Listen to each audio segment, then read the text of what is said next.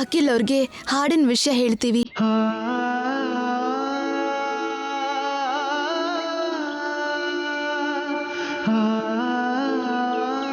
ಅಖಿಲ್ ಅವ್ರಿಗೆ ನಿಜ ಹೇಳಿದ್ರೆ ನನ್ನ ಮನಸ್ಸಲ್ಲಿರೋ ಭಾರ ಕಡಿಮೆ ಆಗುತ್ತೆ. ಅಖಿಲ್ ಅವರು ನನ್ನ ಕ್ಷಮಿಸಿದ್ರೆ ಉಳಿದಿರೋ ಭಾರನೂ ಹೋಗುತ್ತೆ. ಇಲ್ಲಿಗೆ ಎಷ್ಟು ಖುಷಿಯಾಗಿ ಬಂದ್ವಿ. ಎಲ್ರೂ ಅಷ್ಟೇ ಸಂತೋಷದಿಂದ ಇಲ್ಲಿಂದ ಮನೆಗೆ ಹೋಗೋ ಹಾಗೆ ಆಶೀರ್ವಾದ ಮಾಡು ಕೃಷ್ಣ.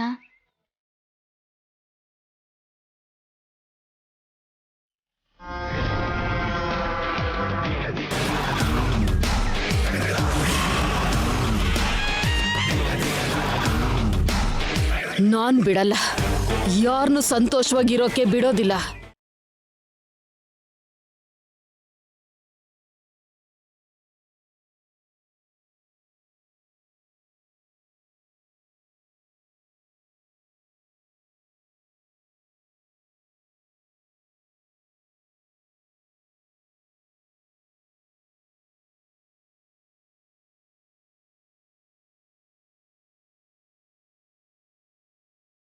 ನಿನ್ನಂತ ತಮ್ಮ ಇರ್ಬೇಕಾದ್ರೆ ನನಗೇನೋ ತುಂಬಾ ಚೆನ್ನಾಗಿದ್ದೀನಿ.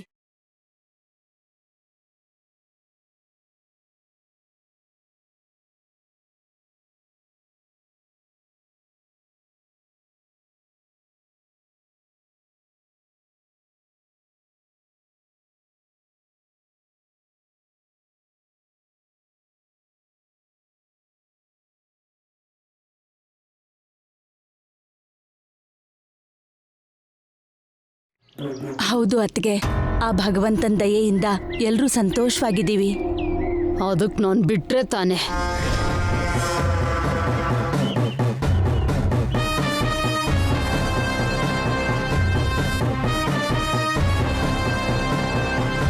ಈ ಹುಡುಗಿ ಯಾರು? ನಮ್ಮ 3ನೇ ಸೊಸೆ ಶ್ಯಾಮ ಅತ್ಗೆ. ನಮಸ್ಕಾರ. ನಿಮ್ಮ ಮದ್ವೆಲ್ ನಾನು ತೀರ್ಥಯಾತ್ರೆಗೆ ಹೋಗಿದ್ದೆ, ಅದಕ್ಕೆ ನಾನು ಬರೋಕ್ಕಾಗ್ಲಿಲ್ಲ.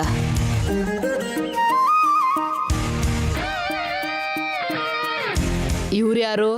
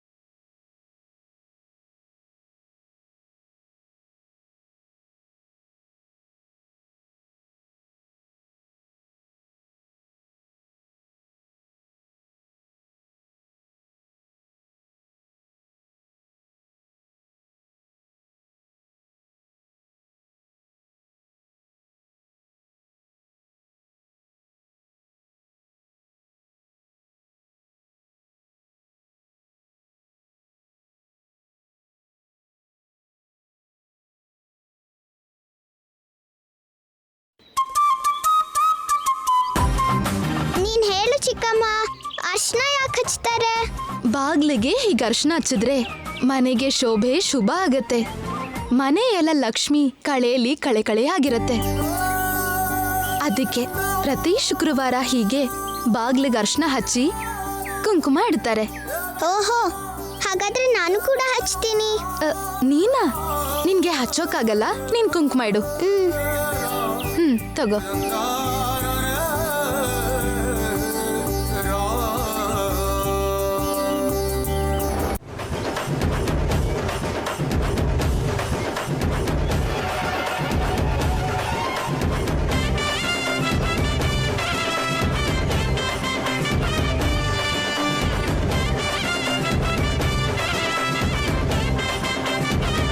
ಏನು ನೀವೇ ಎಲ್ಲ ಮಾಡ್ತಿದ್ದೀರಾ? ಹೌದಕ್ಕ.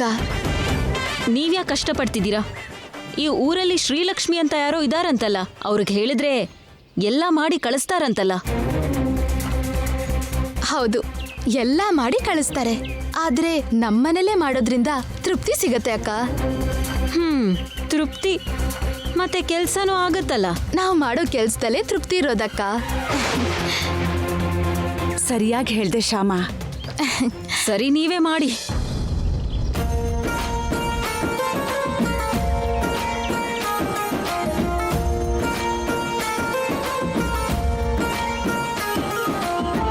ಶ್ಯಾಮ, ಬಡ್ಸು ಅಂತಾರೇನೋ, ಮಾವನ್ ಕೇಳ್ಕೊಂಡ್ ಬಾ. ಸರಿ ಅಕ್ಕ. ಈ ವರ್ಷ ಬೆಳೆ ಹೇಗಿದ್ಯಕ್ಕ? ಅದ್ಭುತವಾಗಿದೆ ಕಣೋ. ಅಂದ್ಕೊಂಡಿದ್ದಕ್ಕಿಂತ ಜಾಸ್ತಿ ಬೆಳೆನೇ ಬಂದಿದೆ. ನಮ್ ಹೊಸ ಸೊಸೆ ಮನೇಲಿ ಕಾಲಿಟ್ಟಿರೋ ಗಳಿಗೆ ಅಕ್ಕ. ಸರಿಯಾಗಿ ಹೇಳಿದ್ರಿ ಡ್ಯಾಡಿ. ಶ್ಯಾಮ ಬಂದ್ಮೇಲೆ ನಮ್ಮ ಬಿಸ್ನೆಸ್ ತುಂಬಾ ಡೆವಲಪ್ ಆಗಿದೆ.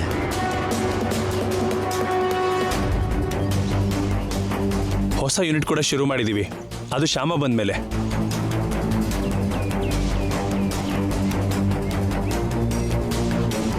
ಅದಕ್ಕೆ ಹೇಳ್ತಾರೆ ಕಾಲ ಕೂಡ್ದಾಗ್ಲೇ ಲಕ್ಷ್ಮಿ ಬರೋದು ಅಂತ. ಮಾವ ಮಾವ, ಊಟಕ್ಕೆ ಬನ್ನಿ. ಸರಿನಮ್ಮ. ಬನ್ರಪ್ಪ. ಬನ್ನಿ ಹೋಗೋಣ.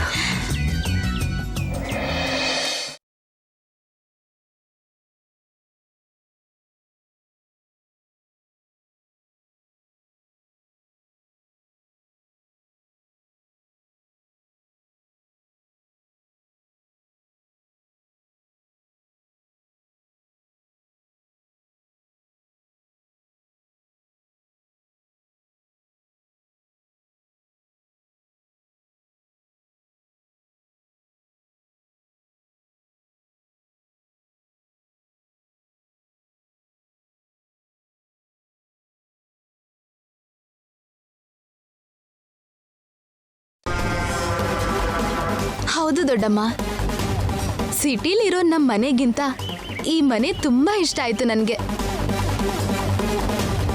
ಅಷ್ಟೊಂದಿಷ್ಟ ಆಗಿದ್ರೆ ಈ ಮನೆ ನಿನ್ನ ಹೆಸರಿಗೆ ಬರಿತೀನಿ ಬಿಡಮ್ಮ.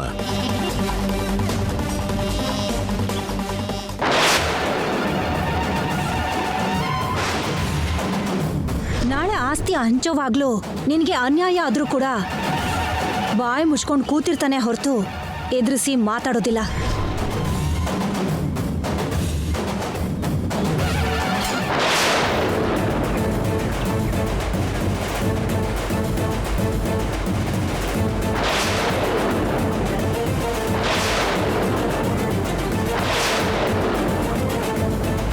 ನಿನಗೆ ಇಷ್ಟ ಆಯ್ತು ಅಂದಲ್ಲ, ನಿನಗೆ ಬರ್ಕೊಡ್ತೀನಿ ಬಿಡು.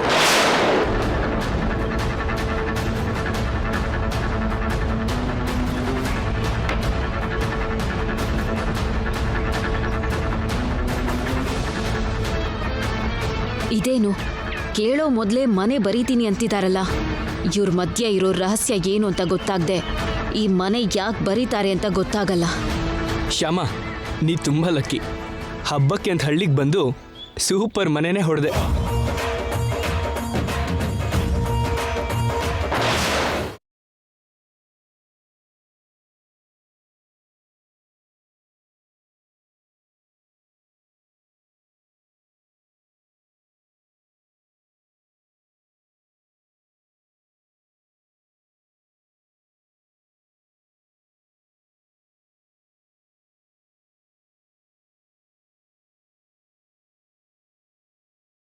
ಈ ಮನೆನ ಶ್ಯಾಮಂಗ್ ಬರಿತೀನಿ ಅಂತಂದ್ರೆ ಇವ್ರಿಗೆ ಯಾಕಿಷ್ಟು ಬೇಜಾರು?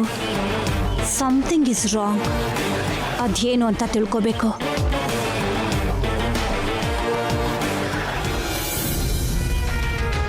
ರಂಗಮ್ಮ, ಅಮ್ಮ, ಆಗ್ಲೇ ಒಳಗಡೆ ಊಟ ಮಾಡುವಾಗ ಇದ್ದಕ್ಕಿದ್ದ ಹಾಗೆ ಮಂಜಮ್ಮನ್ಗೆ ಯಾಕೆ ಅಷ್ಟೊಂದು ಕೋಪ ಬಂತು? ಅದೇ ಈ ಮನೆನ ಶ್ಯಾಮಂಗ್ ಬರಿತೀನಿ ಅಂತ ಅಣ್ಣ ಹೇಳ್ತಿದ್ದ ಹಾಗೆ ಶ್ಯಾಮನ್ ಕಡೆ ತುಂಬಾ ಕೋಪದಲ್ಲಿ ನೋಡಿದ್ರು ಅವರು. ಏನ್ ಹೇಳೋದಮ್ಮ, ಆ ಯಮ್ಮ ಒಂಥರ. ಹಾಗಂದ್ರೆ ಎದುರಿಗಿರೋ ಸಂತೋಷವಾಗಿದ್ರೆ ತಡ್ಕೊಳಕ್ಕಾಗಕ್ಕಿಲ್ಲ. ಜೊತೆಗೆ ಯಾವತ್ತಿಂದನೋ ಆ ಅಮ್ಮ ಈ ಮನೆ ಮೇಲೆ ಆಸೆ ಇಟ್ಕೊಂಡಿದ್ದಾರೆ. ಚಿಕ್ಕವರಿದ್ದಾಗ ಯಜಮಾನ್ರು ನನ್ನ ನೋಡ್ಕೊಂಡಿದ್ದಾರೆ ಅನ್ನೋ ಕೃತಜ್ಞತೆಗೆ ಯಜಮಾನ್ರೆ ಅವರನ್ನ ಈ ಮನೇಲಿರೋಕೆ ಹೇಳಿದ್ದು. ಅದ್ರ ಜೊತೆಗೆ ಐನವರು ಅವರಿಗೆ ದುಡ್ಡು ಕೊಡ್ತಾನೆ ಇರ್ತಾರೆ. ಅದ್ಯಾಕೆ? ಅವ್ರು ಯಾಕೆ ಇಲ್ಲಿರ್ತಾರೆ? ನಮ್ಮಣ್ಣ ಅವ್ರಿಗೆ ಯಾಕೆ ದುಡ್ಡು ಕೊಡ್ತಾರೆ? ಅವರಿಗೆ ಮಕ್ಕಳು ಗಂಡ ಯಾರೂ ಇಲ್ವಾ? ಅವರಮ್ಮ ಇದರ ಮತ್ತೆ ಇಲ್ಲಿ ಯಾಕಿರ್ತಾರೆ? ಯಾಕಂದ್ರೆ ಏನು ಹೇಳೋದಮ್ಮ, ಅವ್ರ ಬುದ್ಧಿ ನೆಟ್ಟಗಿಲ್ಲ, ನೋಟ ಒಳ್ಳೇದಲ್ಲ, ಗುಣ ಸ್ವಲ್ಪನೂ ಸರಿ ಇಲ್ಲ. ಅದಕ್ಕೆ ಅವರನ್ನ ಬಿಟ್ಟು ಎಲ್ಲ ದೂರ ಆದ್ರು. ಆದ್ರೆ ನಮ್ಮ ಐನವರು ಮಾತ್ರ ಚಿಕ್ಕ ವಯಸ್ಸಿಂದ ತಮ್ಮನ್ನ ನೋಡ್ಕೊಂಡಿದ್ದಾರೆ ಅನ್ನೋ ಪ್ರೀತಿಗೆ ಈ ಮನೆಯಲ್ಲಿ ಇರಕ್ ಬಿಟ್ರು. ಓಹೋ, ಇದಾ ಇವ್ರ ಕ್ಯಾರೆಕ್ಟರು?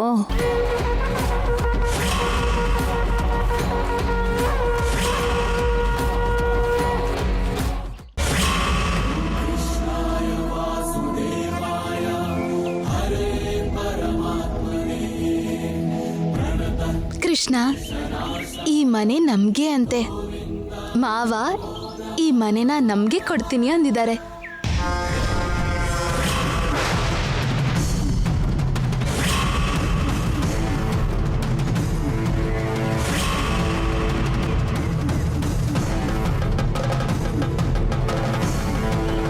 ಇನ್ಮೇಲೆ ಇದು ಮನೆ ಅಲ್ಲ ಕೃಷ್ಣ, ಗುಡಿ. ನನ್ ಕೃಷ್ಣನ್ ಗುಡಿ.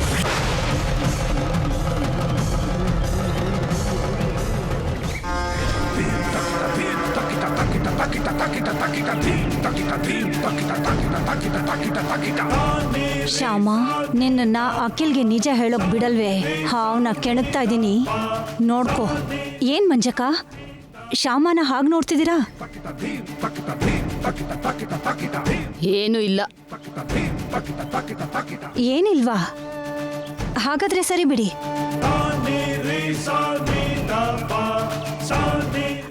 ಹೌದು, ನಾನು ಕೇಳಿದ್ದು ನಿಜನೇನಾ ಅಕ್ಕ? ಏನ್ ಕೇಳಿದೆ? ಅದು ಈ ಮನೆನ ಯಾವಾಗಾದ್ರೂ ನಿಮ್ಮ ತಮ್ಮ ನಿಮ್ಗೆ ಬರೆಯೋದು ಅಂತ ಕೇಳಿದೆ. ಅದು ನಿಜನೇನಾ? ನಿಜನೇ ಆಗಿರುತ್ತೆ ಬಿಡಿ. ಚಿಕ್ಕಂದ್ರಲ್ಲಿ ಅವರನ್ನ ಸಾಕಿ ಬೆಳೆಸಿದ್ದು ನೀವೇ ಅಂತಲ್ಲ. ಆ ಕೃತಜ್ಞತೆಗೆ ಈ ಮನೆನ ನಿಮ್ಗೆ ಕೊಡ್ಬೇಕು ಅಂತ ಅನ್ಕೊಂಡ್ರಂತೆ. ಆದ್ರೆ ಈಗೇನು, ಸೊಸೆ ಮನೆ ಚೆನ್ನಾಗಿದೆ ಅಂತ ಹೇಳ್ತಿದ್ದ ಹಾಗೆ ಅವಳಿಗೆ ಕೊಡ್ತೀನಿ ಅಂದ್ಬಿಟ್ರಲ್ಲ.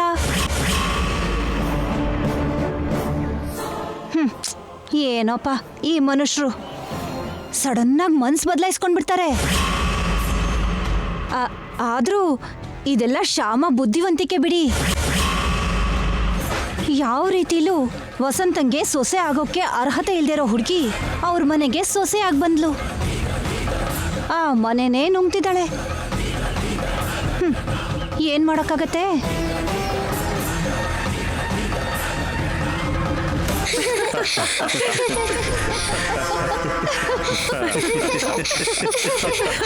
Good job, good job.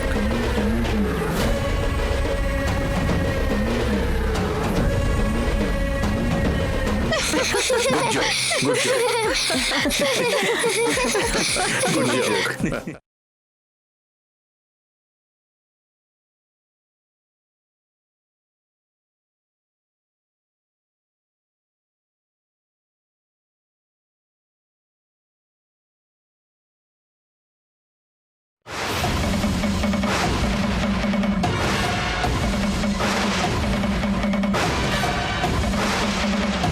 ಮನೆ ಕೈ ತಪ್ಪು ಹೋಗ್ತಾ ಇದ್ರೆ ನೋವಾಗದೆ ಇನ್ನೇನಾಗತ್ತೆ? ಸಂಕಟನ ಯಾಕಕ್ಕ? ಅಖಿಲ್ನ ಶ್ಯಾಮನ ಪಕ್ಕದಲ್ಲಿ ನೋಡ್ತಿದ್ರೆ ಸಂಕಟ ಆಗದೆ ಇನ್ನೇನಾಗುತ್ತೋ?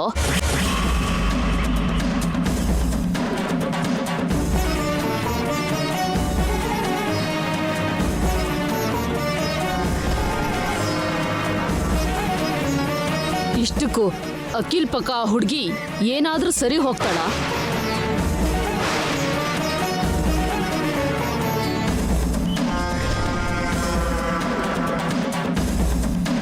ಈಡು ಜೋಡು ಸ್ವಲ್ಪನಾದ್ರೂ ಸರಿ ಇದೆಯಾ?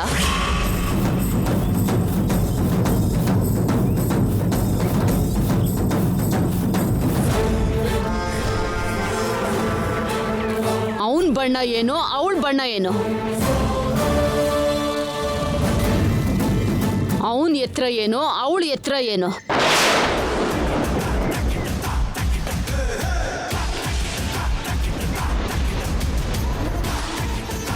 ಆ ಜಾನುಬಾಹು ವ್ಯಕ್ತಿ ಪಕ್ಕದಲ್ಲಿ ಈ ಹುಡುಗಿನ ನಿಲ್ಸಿದ್ರೆ ಕಾವು ಗೋಲ್ನ ನಿಲ್ಲಿಸ್ತಾಗಿದೆ.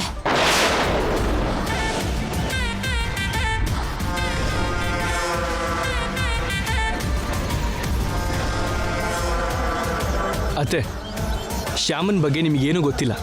ಏನೂ ಗೊತ್ತಿಲ್ಲದೆ ಹೀಗೆ ಮಾತಾಡೋದು ಕರೆಕ್ಟ್ ಅಲ್ಲ. ಹಬ್ಬದಲ್ಲಿ ಜಗಳ ಆಗದಿರೋ ಹಾಗೆ ನೋಡ್ಕೋಬೇಕು. ಈಗ ದೊಡ್ಡಮ್ಮ ಏನ್ ಹೇಳಿದ್ರು? ಅವ್ರ ಅಭಿಪ್ರಾಯ ಅವ್ರು ಹೇಳಿದ್ರು ಅಷ್ಟೇ ಅಲ್ವಾ? ಅದಕ್ಕೆ ನಾನೇ ಫೀಲ್ ಆಗ್ಲಿಲ್ಲ, ನೀವ್ಯಾಕೆ ಫೀಲ್ ಆಗ್ತೀರಾ?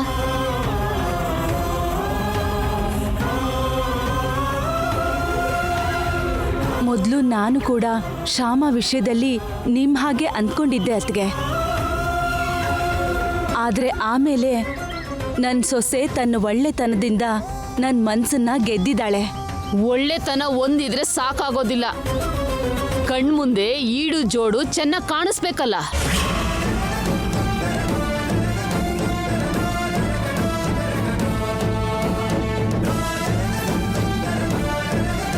ಏನೋ ಅಮ್ಮ, ನಾನು ಎಲ್ರ ಹಾಗೆ ಮನ್ಸಲ್ಲಿ ಒಂದಿಟ್ಕೊಂಡು ಹೊರಗಡೆ ಒಂದು ಮಾತಾಡೋದಿಲ್ಲ. ನನಗನ್ಸಿದ್ದನ್ನ ಅನ್ನಿಸ್ದಾಗೆ ಹೇಳ್ಬಿಡ್ತೀನಿ ಅಷ್ಟೇ.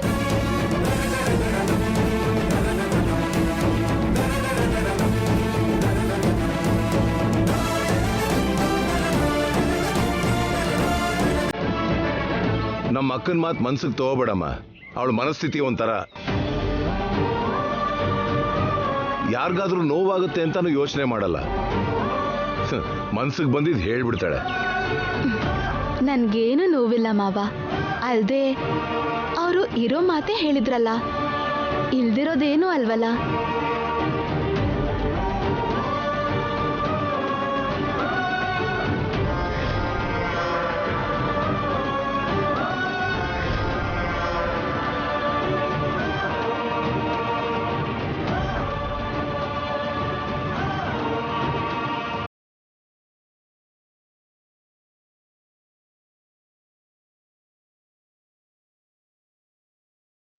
ಇರೋ ಮಾತಾದ್ರೂ ಹಾಗೆ ಮುಖದ ಮೇಲೆ ಹೇಳಿದ್ರೆ ನೋವಾಗಲ್ವಾ ಮಾವ?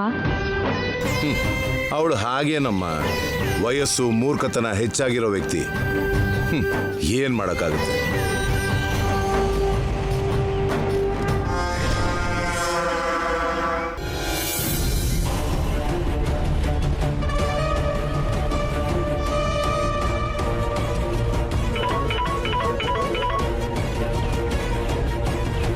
ಹಲೋ ರೂಪಾ. ಹೇಳು ಮಮ್ಮಿ, ಏನಲ್ಲಿ ವಿಶೇಷ? ಇಲ್ಲಿ ಮಂಜಮ್ಮ ಅಂತ ವರ್ಮಾಗೆ ಒಬ್ಳು ಅಕ್ಕ ಇದ್ದಾಳೆ. ಅವಳನ್ನ ಮುಂದಿಟ್ಕೊಂಡು ನಾವ್ ಅನ್ಕೊಂಡ ಹಾಗೆ ಸ್ವಾಮೀಜಿ ಮಾತನ್ನ ನಿಜ ಆಗೋ ಹಾಗೆ ದೊಡ್ಡ ಗಲಾಟೆ ಮಾಡಬಹುದು. ಅಂದ್ರೆ ನಮ್ ಕೆಲ್ಸ ಈಸಿ ಆದಂಗಾಯ್ತು. ಹೌದು, ನೀನು ಬೇಗ ಬಂದ್ಬಿಟ್ರೆ ಹಬ್ಬ ಪೂರ್ತಿ ಆಗೋದ್ರೊಳಗೆ ನಮ್ ಕೆಲ್ಸನೂ ಪೂರ್ತಿ ಮಾಡಬಹುದು. ಆಗ್ಲಿ ಮಮ್ಮಿ. ಹೌದು ಮಮ್ಮಿ, ಶ್ಯಾಮ ಹಾಡಿನ ವಿಷಯ ಅಖಿಲ್ಗೆ ಹೇಳೋ ಪ್ರಯತ್ನ ಏನಾದ್ರೂ ಮಾಡಿದ್ರಾ? ಇನ್ನೂ ಇಲ್ಲ.